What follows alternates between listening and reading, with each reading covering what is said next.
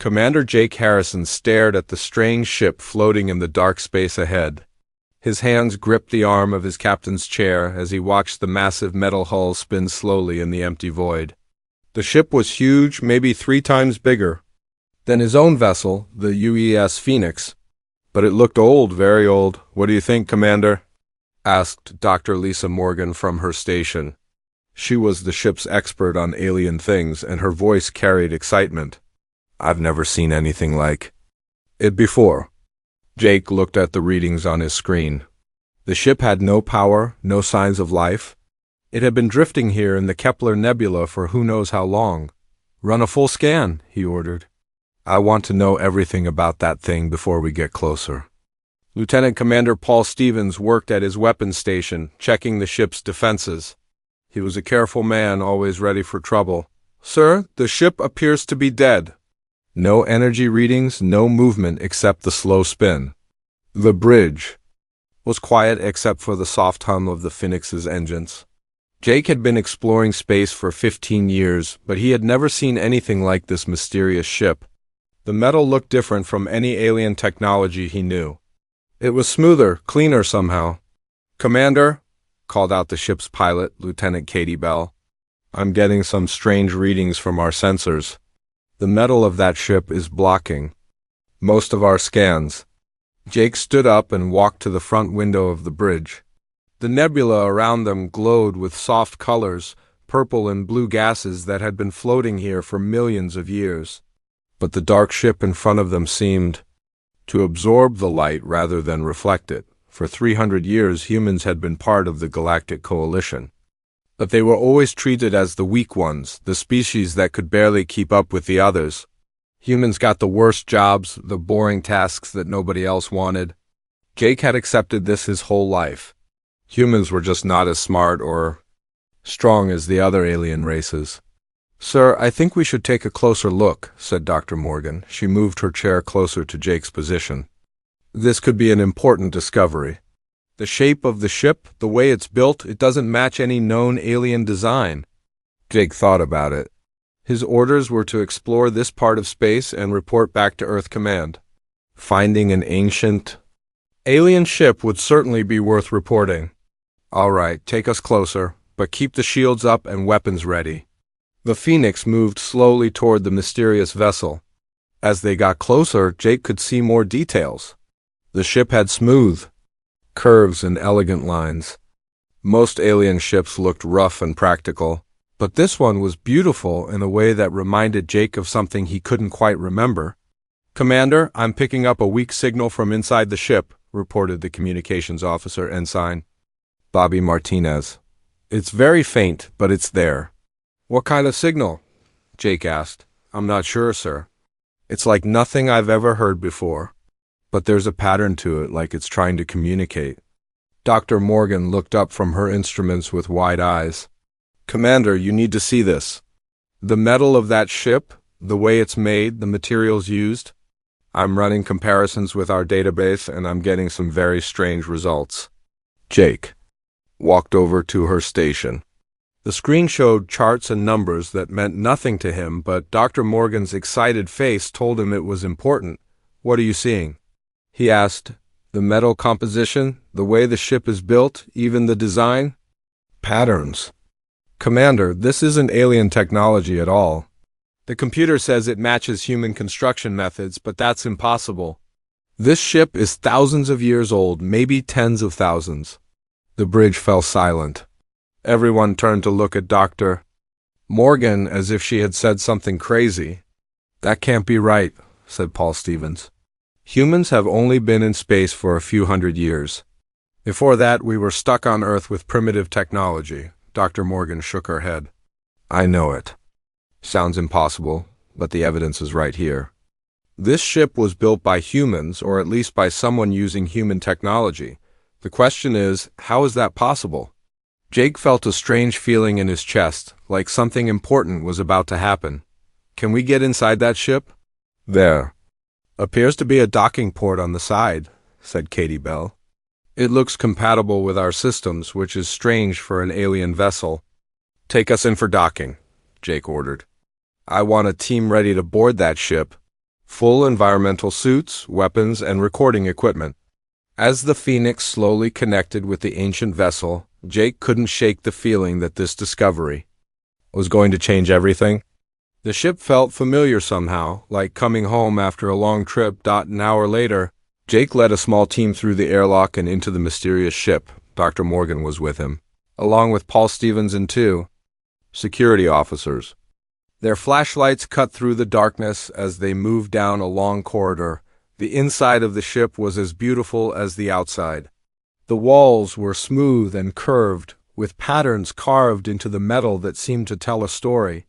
The air was stale but breathable, which was another mystery. "Commander, look at this," whispered Dr. Morgan. She was shining her light on symbols carved into the wall. "These markings, they're not in any alien language I know, but they look almost familiar, like I should be able to read them." They moved deeper into the ship, their footsteps echoing in the empty halls. Jake noticed that the ship's layout made sense to him. He seemed to know which way to go, as if he had been here before. They found what looked like the ship's bridge, a large room, with chairs and control panels. Everything was covered in dust, but it was all perfectly preserved. Dr. Morgan immediately went to work examining the technology. "Commander, this is incredible," she said, her voice full of wonder. "These control systems, they're more advanced than anything we have now. But the way they're designed, it's like they were made for human hands." Paul Stevens was examining what looked like a weapons station. "Sir, if these readings are correct, this ship could destroy an entire planet. The power levels are off the charts." Jake sat down in what appeared to be the captain's chair. It fit him perfectly, as if it had been made just for him. As soon as he touched the armrests, lights began to flicker on throughout the bridge. Everyone jumped back in surprise, but Jake felt calm. The ship's systems were responding to his touch, recognizing something in him. "Dr. Morgan, how long would it take you to access the ship's databanks?" he asked. "Give me a few hours and I might be able to get something," she replied. "But Commander, whatever we find here, I think it's going to change everything we thought we knew about human history." Jake nodded, still sitting in the ancient captain's chair. Deep inside, he knew she was right. This ship was just the beginning of a much bigger mystery, one that would reveal truths about humanity that had been hidden for thousands of years. The lights continued to come on around them. Jake made a decision that would change the fate of the entire galaxy. They would take this ship apart piece by piece until they understood its secrets. And when they did, humanity would never be the same again. Dr. Kevin Price wiped the sweat from his forehead as he stared at the massive stone door that had just opened for the first time in 50,000 years. The underground chamber stretched out before him, filled with strange blue light that seemed to come from the walls themselves. "Are you getting this on camera?" he asked his assistant, Dr. Rachel Kim, who was busy recording everything with her equipment. "Every second of it," she replied, her voice filled with amazement. "Kevin, this place is huge. How did we never know this was here?" The chamber was located deep beneath the Rocky Mountains in Colorado. For years, scientists had thought it was just a natural cave system. But after the Phoenix had sent back data about the ancient ship they found in space, governments around the world had started looking for similar technology on Earth. Kevin led his team deeper into the underground complex. The walls were covered with the same strange symbols that Dr. Morgan had found on the ancient ship. But here, the carvings seemed to glow with their own light. "Dr. Price, you need to see this," called out team member Dr. Jim Foster from further ahead. "There's a room here filled with what looks like computers, but they're made of crystal." Kevin hurried forward and found himself in a vast library. Thousands of crystal formations lined the walls, each one pulsing with soft light. When he touched one of them, images began to appear in the air above it. The images showed Earth, but not the Earth he knew. This Earth had cities that floated in the sky, ships that could travel between stars, and people who could do impossible things with just their minds. "This can't be real," whispered Dr. Kim. "These images show humans with technology far beyond anything we have today." Kevin watched as the crystal showed him scenes of humans building massive structures in space, creating new worlds and traveling across the galaxy like it was nothing. But these weren't aliens or some other species. These were definitely humans, though they seemed more advanced than any human he had ever seen. Meanwhile, on the other side of the world, something strange was happening to Marine Colonel Amy Rogers. She was leading a training exercise in the California desert when everything changed. The exercise was simple. Her team had to cross a valley and reach a checkpoint on the other side. But as they moved across the rocky ground, Amy suddenly felt different. The world around her seemed to slow down, and she could see and hear things that should have been impossible. "Colonel, are you all right?" asked Sergeant Tony Martinez, one of her best soldiers. Amy looked at him and realized she could see every detail of his face, even though he was 50 feet away.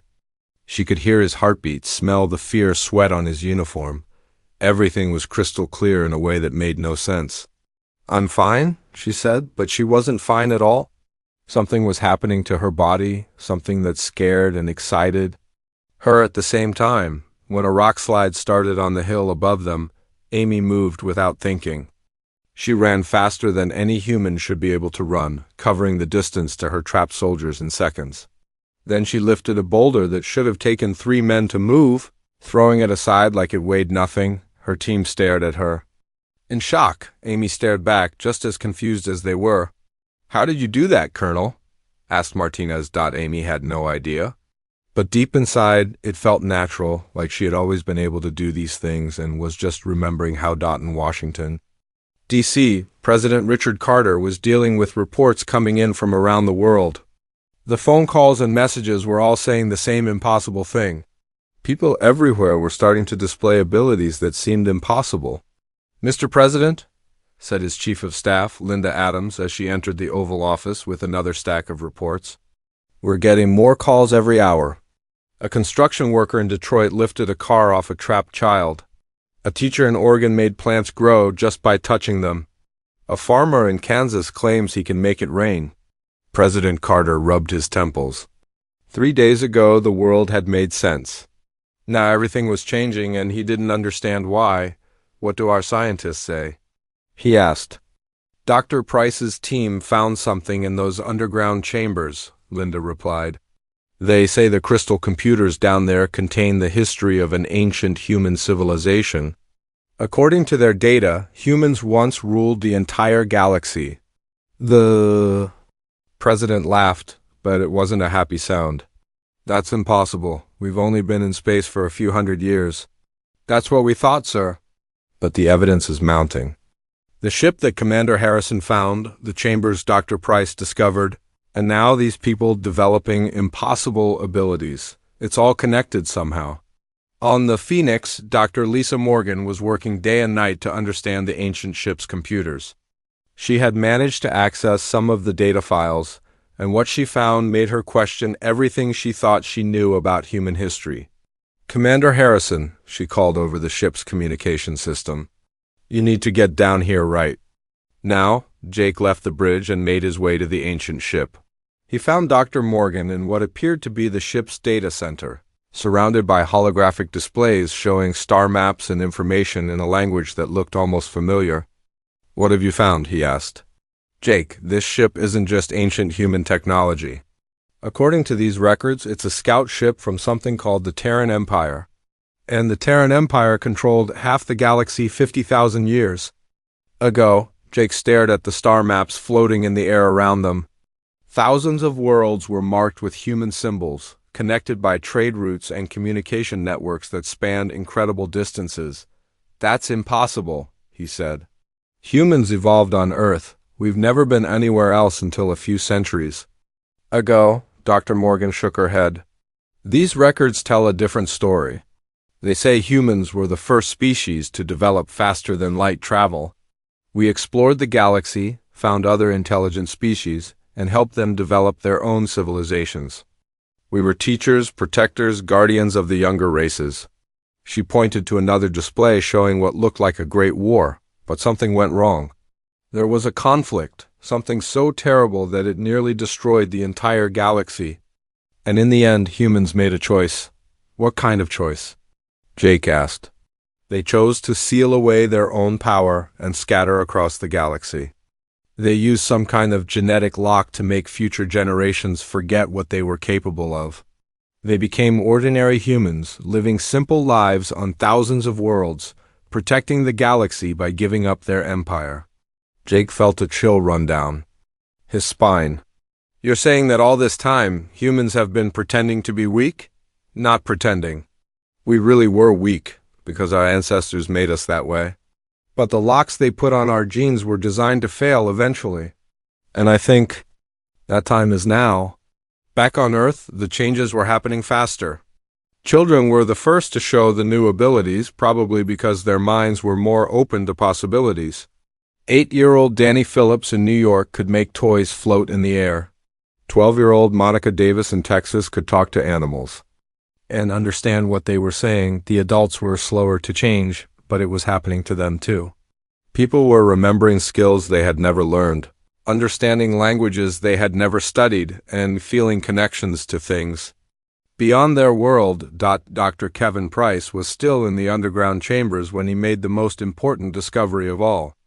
Deep in the Crystal Library, he found a message that had been waiting for 50,000 years. The message was simple.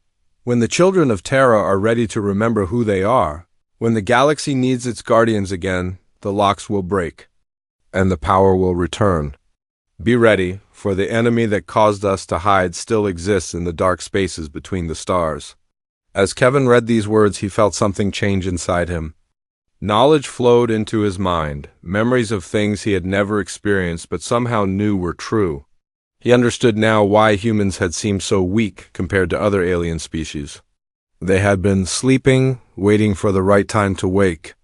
And that time had finally come. Around the world, more people were experiencing the awakening. The genetic locks that had kept humanity's true nature hidden for 50,000 years were breaking down. Soon the galaxy would remember why humans had once been both feared and respected throughout the stars. The children of Terra were coming home. Ambassador Susan Clark had never felt so nervous walking into the Galactic Coalition Council chambers. For 20 years, she had represented humanity in these meetings, always sitting at the small table in the back corner, always ignored when important decisions were made. But today was different. Today, every alien delegate in the room was watching her. The chamber was huge, with representatives from 47 different species arranged in a great circle. The Zephyrians sat in the center, their tall blue forms radiating authority. The Kresh occupied the next ring, their insect-like bodies clicking as they communicated. At the outer edge sat the younger species, including humanity.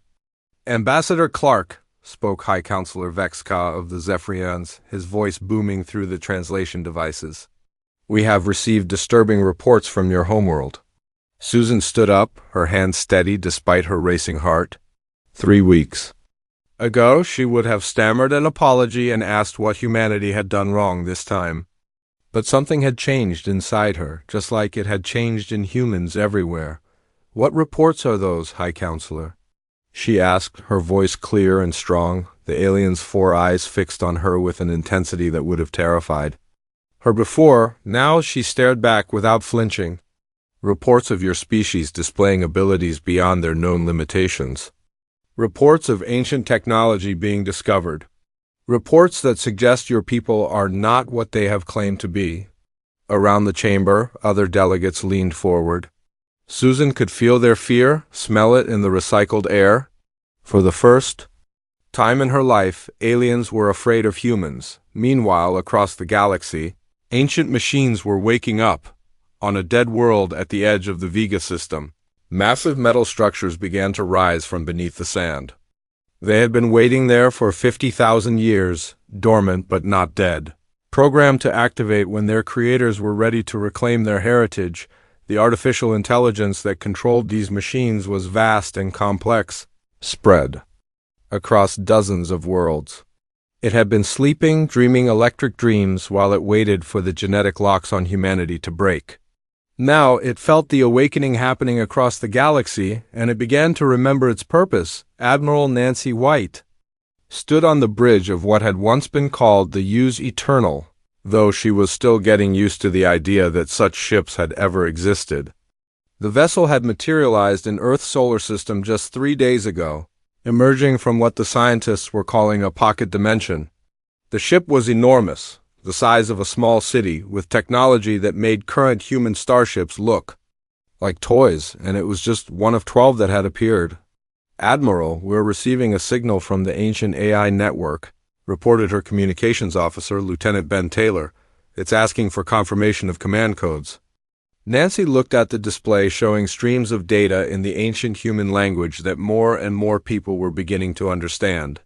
Somehow, she knew what the codes were, even though she had never learned them. "Tell the AI that Admiral Nancy White, acting commander of the Terran Defense Fleet, confirms activation of Protocol 7, she said. The response came immediately. Across the solar system, more ships began to appear. Ancient defense platforms materialized near Earth's moon. Weapon systems that had been hidden in the asteroid belt came online. Back on the Phoenix, Commander Jake Harrison was dealing with his own revelations. The ancient ship's computers had accepted him as its captain, and now he was learning things that made his head spin. "Commander, you need to see this," called Dr. Lisa Morgan from her research station. "I've accessed the ship's historical files. The story of what happened to humanity 50,000 years ago." Jake joined her at the holographic display, which now showed images of a galaxy at war. The enemy was something called the Devourers, beings from another dimension that consumed entire worlds, leaving nothing but empty space behind. According to these records, humanity fought a war that lasted 1,000 years, Dr. Morgan explained. But the enemy couldn't be defeated by normal weapons. They existed partially outside our reality, making them nearly impossible to kill. The hologram showed human fleets engaging massive dark shapes that seemed to bend space around them. Jake watched as entire star systems were consumed, their light going out one by one. So what happened? How did humanity survive? "They didn't win the war," Dr. Morgan said quietly. "They found another solution. Humanity had developed the ability to manipulate reality at the quantum level. But to do that safely, they needed genetic modifications that made them incredibly powerful." Jake saw images of humans doing impossible things, moving through space without ships, reshaping matter with their thoughts, even bringing dead worlds back to life.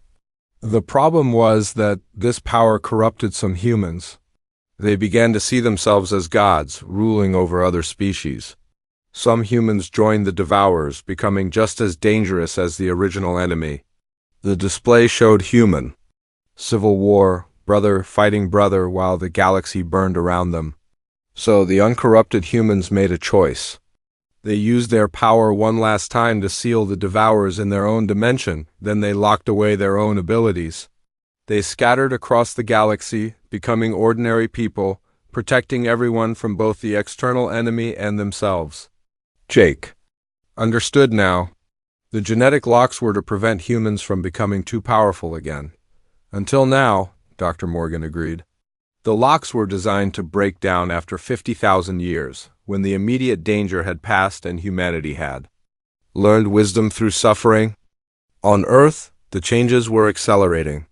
Danny Phillips, the construction worker who had first shown unusual strength, was now able to manipulate gravitational fields around objects. Monica Davis, the teacher, had discovered she could communicate with the entire ecosystem of her region. Sensing the health of forests and rivers from hundreds of miles away, Dr. Kevin Price emerged from the underground chambers with news that would change everything. The crystal computers had given him access to a complete database of human colonies across the galaxy. "There are humans everywhere," he told President Carter in an emergency briefing, "on thousands of worlds, living as servants and workers for alien species, not knowing who they really are." The president looked at the star charts showing the locations of human populations throughout the galaxy. Red dots marked worlds where humans were treated as little more than slaves, while blue dots showed colonies where humans had achieved some measure of independence. "How many?" the president asked. "Conservative estimate? 2 billion humans scattered across the galaxy. Most of them have been told they're refugees from Earth, descendants of failed colony ships. They have no idea they're actually the children of the galaxy's former rulers. Captain Helen Brooks had been chosen to command one of the newly appeared ancient ships, the UES Redemption. Her mission was to make contact with these lost human colonies and begin the process of awakening them to their true heritage. As her ship prepared to leave Earth's solar system, she received a message from the ancient AI network. The artificial intelligence had been monitoring other species' communications, and what it had discovered was troubling. "Captain Brooks, this is Central AI Node 7, came the mechanical voice over her ship's communication system. "I must inform you that several major galactic powers are mobilizing their fleets. They appear to be planning coordinated strikes against human populations throughout the galaxy." Helen felt a cold anger building inside her. For 50,000 years, humans had sacrificed everything to protect the galaxy. They had given up their power, their empire, even their memories, all to keep the younger species safe. And now those same species were planning to attack human civilians. "Central AI, this is Captain Brooks. Authorization code Omega-77. Activate all defensive protocols and prepare for full fleet mobilization." "Confirmed, Captain." "All Terran defense network assets are coming online. We are ready to protect our people." Back in the Galactic Coalition chambers, Ambassador Susan Clark could see the fear in the alien delegates' eyes as reports came in of human ships appearing throughout the galaxy. Ships that were larger and more advanced than anything the current galactic powers possessed. "High Counselor Vex-Ka," she said, standing to address the assembly. "I think it's time we had an honest conversation about galactic history." The alien leader's form trembled slightly. "What do you mean, Ambassador?" Susan smiled, and for the first time in her diplomatic career, it wasn't a polite, submissive smile. It was the smile of someone who held all the cards and was about to play them. "I mean, it's time for you to remember who taught your species how to build starships, who showed your people the secrets of faster-than-light travel, who protected your worlds from threats you never even knew existed." She gestured to the holographic displays that lined the chamber walls. With a thought, she activated systems she hadn't known she could access, filling the room with images from the ancient databases. 50,000 years ago, every species in this chamber was uplifted and guided by humanity. "You are all our children, and we loved you enough to sacrifice everything to keep you safe." The chamber erupted in confused chatter as delegates from dozens of species saw the truth of their origins displayed before them. Some species had known fragments of the truth, hidden in their oldest myth. Admiral Peter Johnson stood on the bridge of the UES Eternal, watching as the largest fleet in galactic history approached Earth's solar system. The Zephyrian Empire had assembled over 10,000 warships, supported by vessels from a dozen other species. They had come to destroy humanity before the awakening could be completed. "Sir, we're receiving a transmission from the enemy fleet," reported his communications officer, Lieutenant Karen Wilson. "Put it through," Peter ordered. The main screen flickered to life, showing the imposing figure of Supreme Admiral Kex-Vor of the Zephyrian Empire. His blue-scaled face was set in grim determination. "Humans of Earth," the alien commander spoke in accented English. "You will surrender immediately and submit to genetic modification that will remove your dangerous abilities. Failure to comply will result in the complete destruction of your species." Peter looked at the tactical display showing the enemy forces, 10,000 ships against 12. The odds were impossible by any normal measure. But these weren't normal ships, and Peter was beginning to understand that humans weren't normal either. "Supreme Admiral Kex-Vor," Peter replied calmly. "I am Admiral Peter Johnson of the Terran Defense Fleet. I'm going to give you one chance to turn your fleet around and go home." The alien admiral's laugh was harsh and grating. 12 ships against 10,000? You humans always were delusional about your capabilities. "Actually, we were delusional about our limitations," Peter said, "but we're remembering now." On the surface of Earth, ordinary people were experiencing changes that defied explanation. Construction worker Danny Phillips found himself able to sense the structural integrity of buildings from miles away, understanding exactly how they were built and what would make them stronger. Teacher Monica Davis could feel the pulse of life across entire continents, connected to every living thing through invisible threads of energy. But it was the children who adapted fastest to the awakening. 10-year-old Billy Chun in San Francisco discovered he could move objects with his mind, not just small toys but entire cars. 12-year-old Emma Rodriguez in Mexico City found she could heal injured animals just by touching them. Dr. Kevin Price was monitoring the awakening from his command center in the Rocky Mountain facility. The ancient computers were tracking genetic changes in humans worldwide, and the results were staggering. And the modifications are accelerating, he reported to President Carter over a secure communication link. We're seeing abilities manifest that shouldn't be possible according to current science. People are manipulating matter at the quantum level, accessing information from across vast distances, even affecting the basic forces of nature. Is it dangerous? The president asked. Kevin looked at the readouts, showing energy spikes around the globe as humans discovered their true potential. It's the most dangerous thing that's ever happened to the galaxy, and also the most wonderful. In space, the battle was about to begin. Admiral Peter Johnson watched as the enemy fleet spread out in a classic attack formation, their weapons powering up for the assault. "Sir, should we call for reinforcements?" asked his tactical officer, Commander Lisa Green. Peter shook his head. "We are the reinforcements. We're what humanity has been waiting 50,000 years to become again." The first enemy ships opened fire, sending streams of plasma and then particle beams toward the 12 human vessels. The weapons struck the ancient ship's shields and simply stopped. The energy absorbed harmlessly into the defensive systems. "Impossible," came Admiral HFY's voice over the open channel.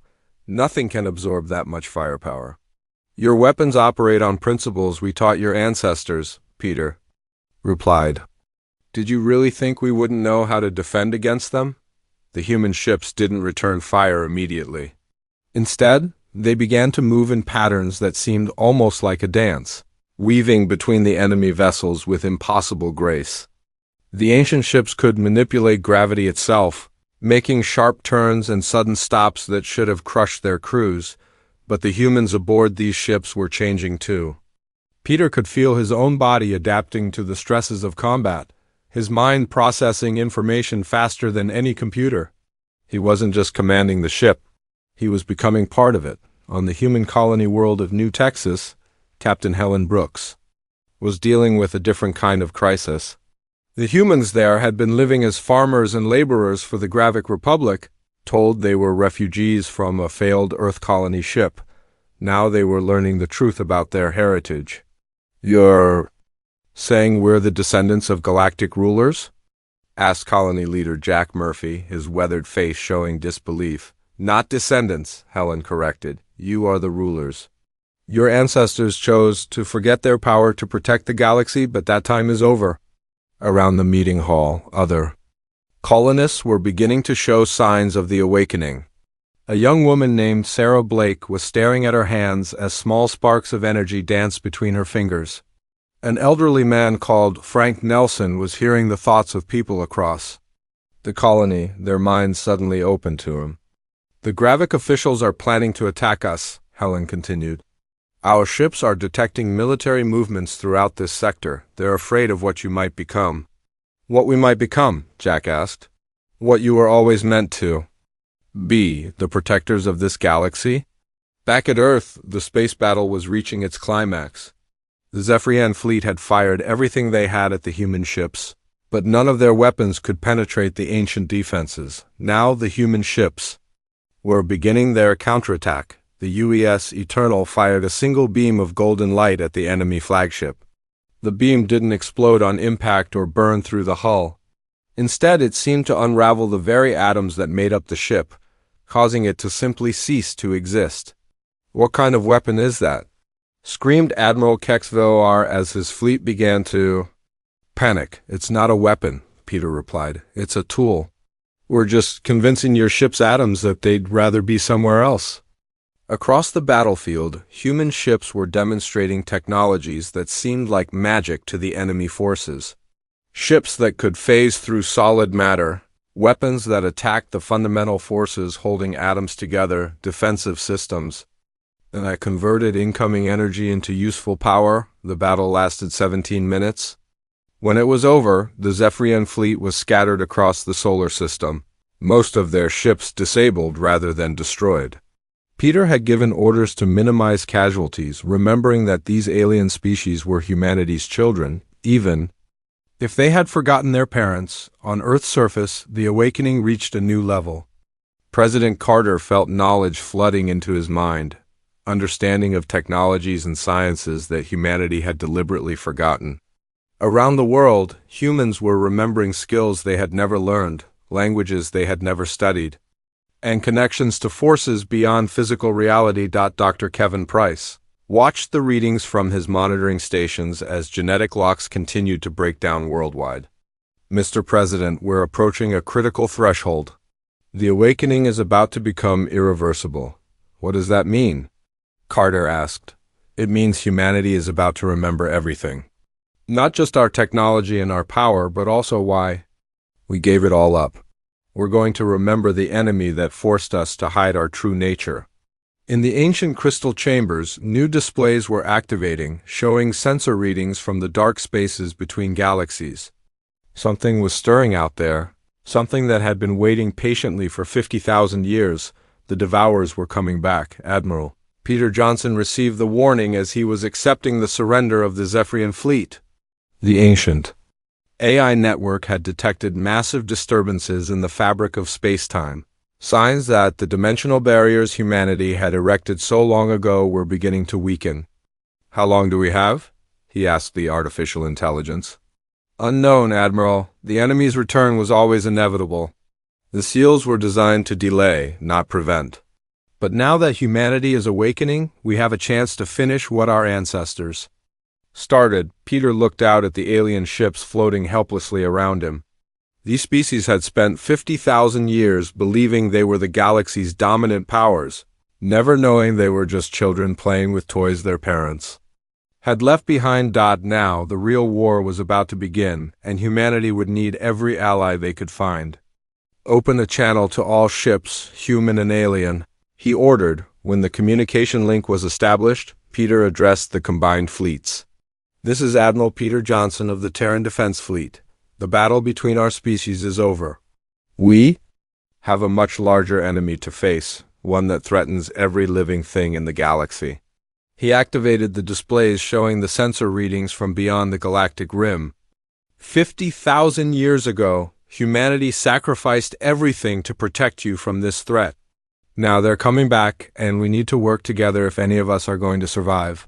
The galaxy was about to remember why it had needed humanity's protection in the first place. 6 months after the battle at Earth, the galaxy had changed in ways that no one could have imagined. The Galactic Coalition was gone, replaced by something new called the Terran Commonwealth, but this wasn't an empire built on conquest. It was a family reunited after a long separation. President Richard Carter stood in the newly built Commonwealth Hall on Earth, looking out at delegates from across the galaxy. Humans and aliens sat together, no longer as masters and servants, but as parents and children working toward a common goal. The old ways are finished, he said to the assembled representatives. For too long, this galaxy has been divided by fear and misunderstanding. Today we begin something better. At his side stood Ambassador Susan Clark, no longer representing just humanity, but serving as the Commonwealth's first Secretary of Species Relations. The fear that had once filled alien eyes when they looked at her had been replaced by something else. Respect certainly, but also hope. The Devourers are still out there, Susan added, addressing the mixed crowd. Our sensors show they're testing the dimensional barriers, looking for weak points. When they break through, and they will, we need to be ready. In the great academies that were being built on dozens of worlds, humans were learning to control their awakening abilities while teaching alien species the advanced sciences their ancestors had developed. Dr. Kevin Price had become the Commonwealth's first director of genetic heritage, helping newly awakened humans understand their capabilities. The key is balance, he explained to a class of mixed-species students on the colony world of New Haven. Power without wisdom leads to corruption. Wisdom without power leads to helplessness. Our ancestors learned this the hard way. Among his students was Danny Phillips, the construction worker whose strength had been one of the first signs of the awakening. Now he could reshape matter at the molecular level, turning raw materials into complex structures with just his thoughts. But, more importantly, he had learned to use that power responsibly. "Dr. Price," asked a young Zephyrian student named Kesna, "why did humans give up their empire? If you were so powerful, why not just rule the galaxy forever?" Kevin smiled at the question he heard every day. Because ruling and protecting are two different things. A parent doesn't control their children forever. Eventually, you have to let them grow up and make their own choices.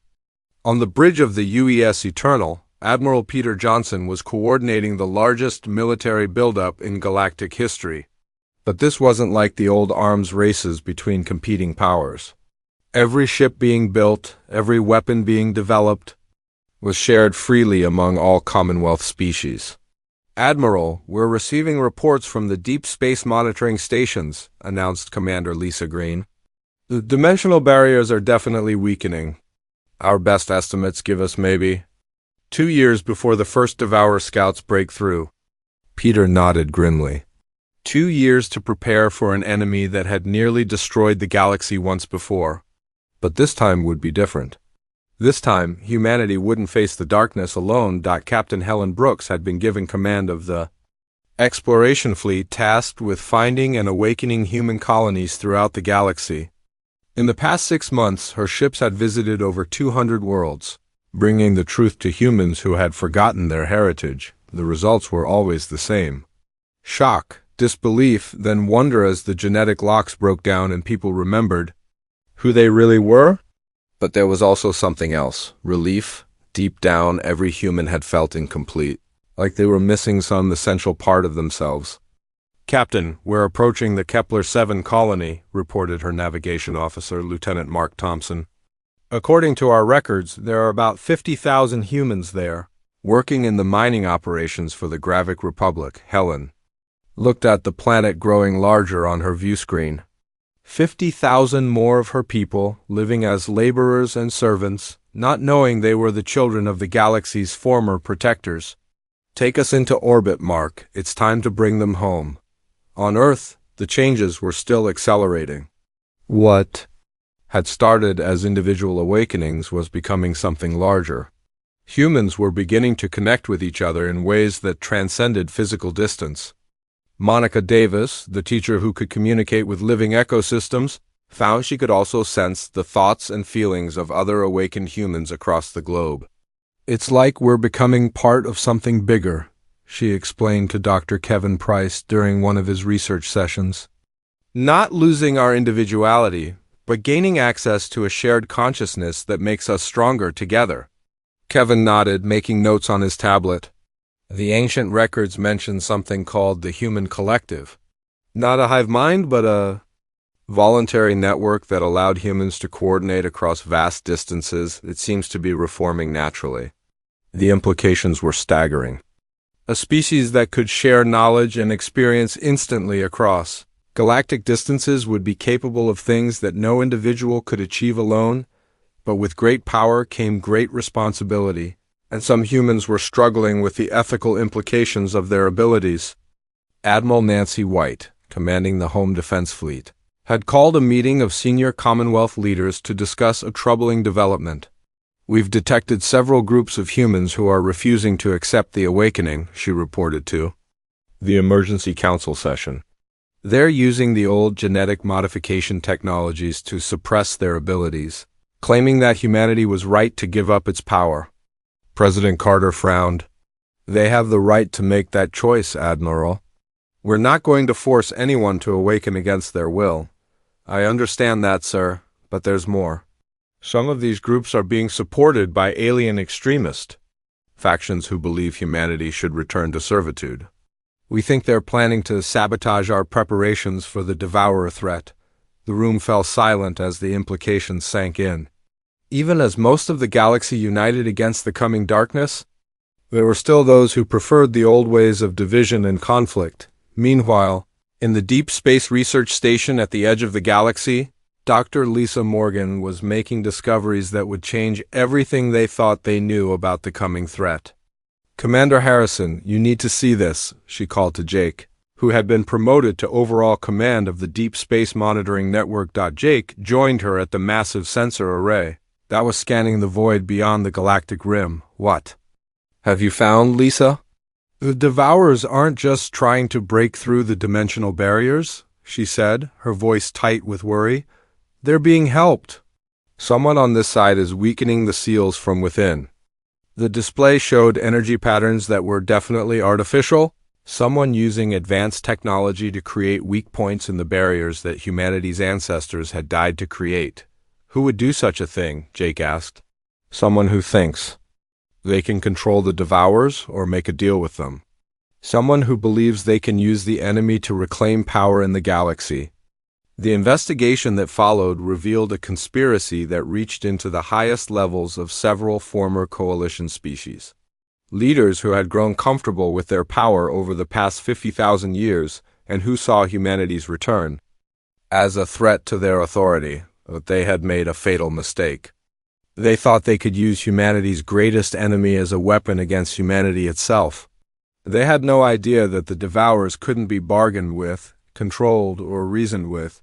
They existed only to consume, and they would devour their allies just as eagerly as their enemies. When President Carter received the evidence of the conspiracy, his response was swift and decisive. Commonwealth forces moved to arrest the conspirators before they could weaken the barriers any further. But the damage had already been done. The Devourers would arrive months ahead of schedule. "How long do we have?" Carter asked Admiral Johnson during an emergency meeting. 6 months, maybe less," Peter replied. "But sir, there's something else you need to know. The ancient AI networks have been analyzing the enemy's approach vectors. They're not just coming from one direction. The Devourers are going to attack from multiple points simultaneously, forcing us to spread our defenses thin." Carter nodded. Grimly, "Then we need to be ready everywhere at once." "Admiral, I'm authorizing the activation of Protocol Omega." Protocol Omega was humanity's final failsafe, a plan that had been developed 50,000 years ago but never used. It would require every awakened human in the galaxy to link their consciousness through the emerging collective, creating a unified defense network that could respond to threats instantly across vast distances. The risks were enormous. If the collective was damaged during the battle, it could cripple humanity's ability to function as a species. But if they didn't try, the galaxy would fall to the Devourers just as it nearly had before. As the Commonwealth prepared for the greatest battle in galactic history, humanity began to remember not just their power, but their purpose. They were not conquerors or rulers. They were guardians, protectors of the light against the darkness that existed in the spaces between stars. The children of Terra were coming home, not to reclaim an empire, but to fulfill the promise their ancestors had made 50,000 years ago. No matter the cost, no matter the sacrifice, they would stand between the galaxy and the hungry darkness that